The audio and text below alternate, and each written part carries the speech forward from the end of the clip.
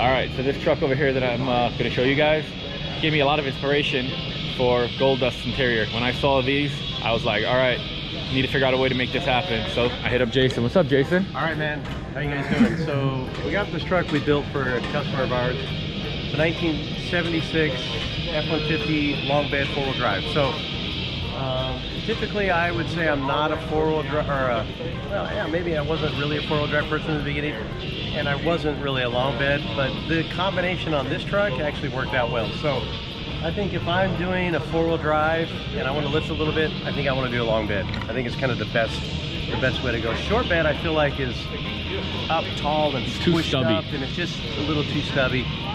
This is perfect. So anyway, so let's check it out real quick. We'll open it up and you can kind of see what Saul was talking about, the interior.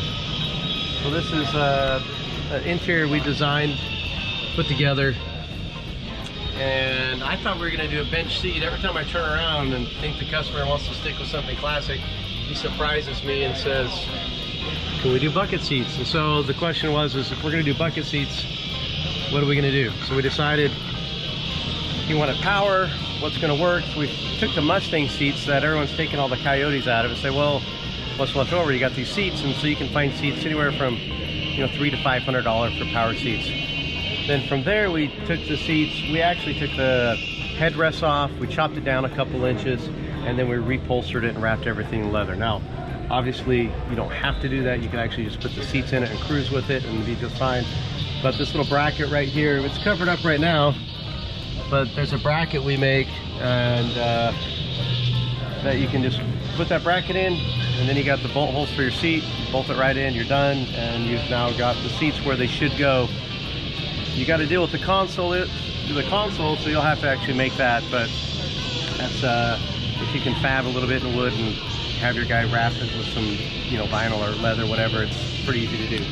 Or you could also just find a cooler. Or you can find a cooler and an igloo, or if you want to upscale, you can go to a Yeti. That's real fancy. I don't know about that. I got an igloo. That's high-end stuff. Yeah. But dude, those door panels, Solomon, and igloo's top of the line. That is. It really is. So these are some door panels we designed. Typically these would come down, stop here, and honestly, when you're doing a crew cab, the door panels come down further anyways in a 70, you know, on the dent side. So we decided the front ones should come down too as well. So we designed these, put them together, you know, different, unique, but I think it turned out pretty well. It's comfortable as all get out. What kind of power plant does it have? It smells like beautiful leather. All right, so power plant is, that's where this thing shines. It's a small block Ford, right? No, small block Ford. Yeah, 302? 302 5.0, they call it. Just when you get into the later generations, I like to talk about liters, not cubic inches. Oh. So this is a 2019 Mustang GT Gen 3 Coyote motor, and then if that wasn't enough, then we take the Gen 5 Whipple Supercharger, and then you add another 250 horsepower. Woo. What's this thing pushing like? So you're about 650 to the tires. Dang. Oh, so this is gonna smoke the, what is it, 35? These are 35. Yo. And it'll have no problem. He's got posi traction, 4-wheel drive. I guess if he chained it down, he could probably get all 4 tires smoking. So super clean. So the best part about this truck, this is the original grille. Wow. And all original trim.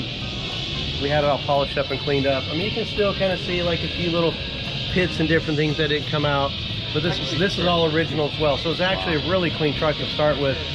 But we did put Hydro Boost on it just because a lot of power and big tires. I wanted to make sure this thing was going to stop and be safe. Is it a Hydrotech setup or a different brand? I actually don't know. You don't? I don't recall. You know, I bought it from SoCal Speed Shop. Gotcha. And then after that, just get it done. But if you guys need one, I'm sure if you hit up Jason, he'll sell it to you. You can check out this. This is a cool little thing we're pretty proud of. This is a washer fluid reservoir. Huh. And so it actually has a little pump mounted in the side. Comes with a pigtail. Nice. Something you can buy on the website. But the goal for us is everything we do on all of our trucks, we try to come up with modular kits that allow people to hopefully do this in their own garage. So a kit to put a Coyote in a truck, the radiators, the fuel tanks, all the little components that you're going to need to do it, whether it's air conditioning or whatever it is. We try to simplify the kit process so that you can actually do it at home. The hardest part will be the electrical wiring, but if you follow the instructions like in a Ford Racing control pack, and you just follow them or you call us, it's not terrible. It's really not terrible. But you guys definitely perfected. I mean, what's that? I mean, pretty much everything at the shop you guys are putting a Coyote into right now. So, 99.9%. And the reason why is because that's what I like. So at Fender Garage, we build what we like to build. We do have people come to us and say, well, what about rebuilding this 460 big block or whatever? And honestly, I don't want to do that. I actually have more fun with this. I find that it's more reliable, it's less fussy. Once you get all the tuning done, it starts up all the time. The most thing I'm worried about is maybe... It doesn't stink like gas either. It doesn't stink like gas, and it just starts up every time, and I can drive it anywhere, and the power ratio for size of the engine will smoke any old Ford FE, whatever small block, big block you got.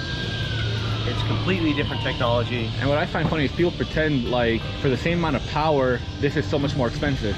But to get equal amount of power out of a small block or big block Ford, you're spending the same amount of money. You got to go to the machine shop, you got to spend all that money, and you might as well just buy the Coyote. And I disagree with the fact that they're getting the same power. I've had guys come to me and they've got this really cool 1956 Ford, so it's lightweight, it's not super heavy, and they've got this 428 big block. They've had a gear-driven front drive on it. Like, they put all the money into this and the heads and everything, right? I get in it, I'm expecting to be just, wow. Blown away. Blow me away. And at the end of the day, I'm like, well, that sucked. My Honda's faster. Yeah, I was like, you should have put a Coyote. Sounds good, you should have put a Coyote in it, because little does he know he'd have twice the power and more fun and less fussy, and he can drive this thing anywhere. So again, I'm not trying to knock on those things, because there is a place for it, and they do work, they do drive, they can be reliable. But for me, what I like is, I like this. I like the technology. I like the fact that the transmissions are smooth. You can get this is a 10-speed automatic transmission. Like, it's fast. Like, that just shifting gears so smoothly that, and it's being 10 speed probably gets really good mileage too. I mean, he's got I think we put 411 gears in here. 411 gears, supercharged, and yet at the same time it's got 10-speed automatic. When we did the math with the size of tires and the rear diff and the 10-speed automatic and what gears ratio it is, he's at 75 to 80 miles an hour. He's still at like 2,200 RPMs. So wow, that's nothing. It's like it's a no-brainer. Yeah. You can't hardly get that. So I'm gonna walk around the truck a little more just to show the outside of it.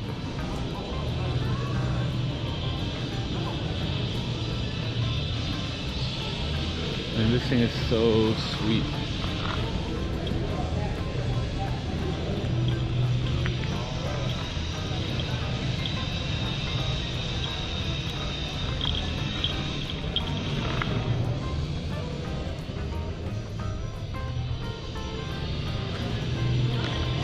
All right, Jason, what's the best place for someone to find you? Where can they find us? Yep. Well, we're in Gilbert, Arizona, so you can find us there, and www.fatfender.com. So pretty easy to find us. You can go click on your truck, whatever shape of your truck looks like on our website. Just pick that shape and generation of truck, and then you can go in there and find all the parts and pieces that you might need. It's constantly updating every single week. There's more parts coming on. If you have any questions about the parts, just you can call the office and talk to the guys, Max or Dan. They'll answer the phone. Matter of fact, there's Dan right there. You can see him. They'll help you through all the questions you might have, which products you might need, what air conditioning system you need that's going to work in your truck and work the best. And so again, always putting new stuff up there, and we hope to eventually, from 1949 to 1996, we've got kits for everything for doing a Coyote swap. Suspension changes, whatever it is, you want to get rid of your twin I-beams, hopefully in a few months we've got that resolved for you, and we've got a nice little kit to slip right in there. So stay tuned, always follow us on Instagram, YouTube channel has a lot of good content on there for what we're doing, but definitely check it out. Sweet. Right.